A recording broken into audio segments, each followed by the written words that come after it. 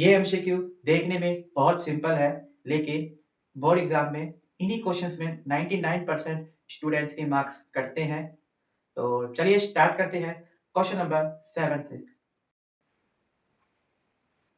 Question number 7 में आपको ए matrix दे रखी है जो कि स्केलर मैट्रिक्स है। देन y की power x is equal to means y की पावर x की वैल्यू क्या होगी। आपके पास 4 ऑप्शन है, तो इसमें स्केलर मैट्रिक्स का कॉन्सेप्ट यूज हुआ है। We know scalar matrix when diagonals are equal and non diagonals are zeros. कहने का मतलब ये है कि कोई मैट्रिक्स है उसमें जो है डायगोनल्स जो है बराबर होते हैं और जो नॉन डायगोनल्स होते हैं वो जीरो के बराबर होते हैं। तो यहाँ पे आपको क्लियरली दिख गया होगा कि यहाँ पे x यहाँ पे 0 होना चाहिए और यहाँ पे y की वैल्यू 7 होना चाहिए, यानी कि y बराबर 7, x बराबर 0। तो y की पावर x की वैल्यू क्या होगी? 7 की पावर 0 यानी कि 1। Option number B. Question number 8 में आपको a and b are invertible matrix, यानी कि कह रहा है कि a मैट्रिक्स और b मैट्रिक्स जो है इन्वर्टिबल मैट्रिक्स है, तो इनमें से कौन सी स्टेटमेंट करेक्ट नहीं है। तो इन्वर्टिबल मैट्रिक्स के बारे में आपको पता होगा कि इन्वर्टिबल मैट्रिक्स केवल प्रोडक्ट एंड डिटरमिनेंट के लिए ही यूज होता है। ये जो इन्वर्टिबल मैट्रिक्स है वो सम्स के लिए बिल्कुल नहीं है। Means option number A will be the right answer, क्योंकि ऐसा कोई रूल नहीं है एडिशंस के लिए, ये केवल प्रोडक्ट एंड डिटरमिनेंट के लिए है। क्वेश्चन नंबर 9 में आपको फंक्शन दे रखा है, इसकी आपको एब्सोल्यूट मैक्सिमम वैल्यू निकालनी है। तो एब्सोल्यूट मैक्सिमम वैल्यू निकालने के लिए सबसे पहले आपको क्रिटिकल पॉइंट्स निकालने होंगे। तो क्रिटिकल पॉइंट्स कैसे निकलते हैं? तो हम इनका जो आपका फंक्शन दे रखा है उनका हम डेरिवेटिव निकालेंगे, देन हम उसका क्रिटिकल पॉइंट्स निकालेंगे। तो एफ डैश एक्स क्या जाएगा? एफ डैश एक्स तो ये हो जाएगा 3x की पावर 2 माइनस 3 और 2 का डेरिवेटिव करेंगे तो 0 हो जाएगा, विल बी इक्वल टू 0। तो 3 यहाँ से कॉमन, x की पावर 2 माइनस 1 इक्वल टू में 0। तो यहाँ से x की पावर 2 बराबर 1, यानी कि x बराबर क्या जाएगी? Plus minus 1। ऑलराइट, x की वैल्यू जो हो जाएगी 1 और माइनस 1 आएगी। माइनस 1 को हम यहाँ पे नेगलेक्ट कर देंगे। ओके, तो आपके ये क्रिटिकल पॉइंट्स आ गए।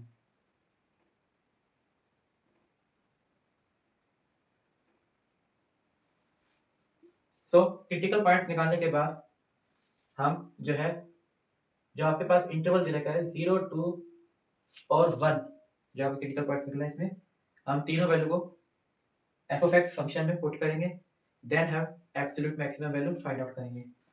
तो पुट करते हैं x बराबर 0, तो एफ ऑफ 0 कितना जाएगा? 0 की पावर 3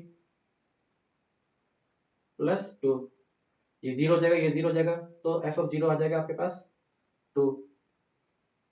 अब x बराबर 1 पर चेक करते हैं, तो 1 की पावर 3 माइनस 3 इंटू 1 प्लस 2, यानी कि 1 माइनस 3 प्लस 2, 2 और 1 3, देन माइनस 3 0। ओके, 2 1 3, 3 में से 3 गया 0, तो एफ ऑफ 1 निकल गया आपका 0। अब एफ ऑफ 2 रखते हैं, 2 की पावर 3 माइनस 3 इंटू 2 प्लस 2, 2 की पावर 3 कितना होता है? 8, 3 टू जस्ट 6 प्लस 2, 8 और 2 10, 10 में 6 गया 4, यानी कि आपका मैक्सिमम वैल्यू जो आ गई है 4 I, option number C. Question number 10 में आपको इंटीग्रेटिंग फैक्टर का यूज करके आपको डिफरेंशियल इक्वेशन को आपको सॉल्व करना है। तो हम इसको रीअरेंज करेंगे, तो ये कुछ इस तरह दिखेगा आपको, dx अपॉन में dy बराबर x प्लस 2y की पावर 3 अपॉन में 2y। तो ये हो जाएगा dx अपॉन में dy बराबर x अपॉन में 2y प्लस 2y की पावर 3 अपॉन में 2y। तो यहाँ से 2 से 2 कैंसिल हो जाएगा, तो ये कट के y की पावर 2 आ जाएगा। तो यहाँ पे dx अपॉन में dy माइनस x अपॉन में 2y इक्वल टू y की पावर 2। तो ये एक लीनियर फॉर्म बन जाएगा, जो कि होता है dx अपॉन में dy plus P of X Y equal to क्या हो वाई। ये होता है linear equation, linear form. So on comparing from this one, तो आपको निकालना क्या है, इंटीग्रेटिंग फैक्टर निकालना है, जो कि फॉर्मूला होता है ई की power integration of P of X Y. Alright, तो अब इंटीग्रेटिंग फैक्टर निकालते हैं हम। तो इंटीग्रेशन निकालिए आप, तो हम इंटीग्रेशन निकालते हैं।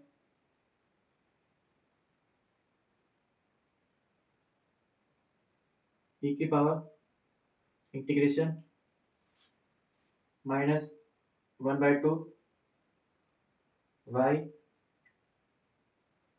ओके, तो ये कुछ इस तरह से जाएगा, -1/2 कॉमा ले लेते हैं, तो यहाँ से आपके पास बचेगा 1/y। तो ई की पावर -1/2, तो ये होता है आपका ln y। तो इंटीग्रेटिंग फैक्टर हमारा जो निकल के आया है यहाँ से, ये हमारा निकल के आएगा ई ln y की पावर -1/2। ई से ln कट जाएगा यानी कि लोग, तो यहाँ पे वैल्यू हो जाएगी y की पावर -1/2, यानी कि 1/y की पावर 1/2। इसको हम लिख सकते हैं 1/y का रूट। So option number B will be the correct answer. Question number 11 में हमें इंटीग्रेशन दे रखा है, जो कि बराबर होता है k डॉट 2 की power 1/x plus c, then k is equal to, means आपको k की वैल्यू निकालनी है। तो इसका शॉर्ट ट्रिक है, यदि आपको इंटीग्रेशन a की पावर 1/x अपॉन x का स्क्वायर दिख जाए with respect to dx, then जो इसका इंटीग्रेशन होगा वो होगा माइनस a की power 1/x upon ln a। ये आपका शॉर्ट ट्रिक है। अब इसे कंपेयर कर लीजिए आप, यहाँ पे a की वैल्यू यहाँ पे 2 है, यानी कि a की वैल्यू यहाँ पे 2 है। तो यहाँ पे क्या आएगा आपका, तो यहाँ पे आंसर आएगा -1 अपॉन log a की वैल्यू कितनी है यहाँ पे 2 है, डॉट 2 की पावर 1/x। आप चेक कर सकते हैं, कंपेयर करके देखिए यहाँ पे आपको k की वैल्यू मिल चुकी है। तो इसका आंसर होगा option number A. Question number 12 आपको एलपीपी से रिलेटेड क्वेश्चन है कि if the feasible region of a linear programming problem with objective function is bounded, then which of the following will be correct. तो ये एक general statement है, ये आपको पता होना चाहिए। तो इसका आंसर होगा option number C, it will have both maximum and minimum value. So आज का आखिरी क्वेश्चन है, the area of the shaded region bounded by the curve y square is equal to x is equal to 4 and the x axis is given by। ये point बहुत important है, ये x axis पे लाई कर रहा है। Okay, तो यहाँ पे आपको क्लियर दिख रहा है, यहाँ पे 0 है और ये यहाँ पे 4 पे जा रहा है, तो यानी कि इसकी जो रेंज होगी वो 0 से 4 होगी। तो ये ऑप्शन तो गलत हो गया, बाकी आपके पास 3 ऑप्शन बचे हैं। तो इसने बोला है एक्स एक्सिस पे, यदि ऑप्शन नंबर सी पे जाए तो ये एक्स एक्सिस पे तो होगा लेकिन बोथ साइड होगा, left and right side. Okay, तो ये भी गलत होगा क्योंकि ये जो है दोनों तरफ ही शेडिड होगा, मतलब कि दोनों तरफ से ये लाई करेगा, तो ये ऑप्शन गलत। तो ऑप्शन ए और ऑप्शन डी बचा है। तो आपको दे रखा है y की पावर 2 इक्वल टू में x, y बराबर आ जाएगा रूट x।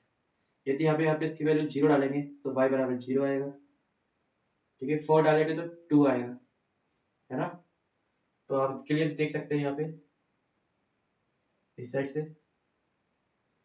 तो आपका option number D will be the correct answer, यानी कि upper part from x axis, तो एरिया बराबर integration of upper part, okay, dx, range 0 से 4, तो यानी कि अपर पार्ट यानी कि यहाँ पे आ जाएगा रूट एक्स डी एक्स, यानी कि ऑप्शन नंबर डी।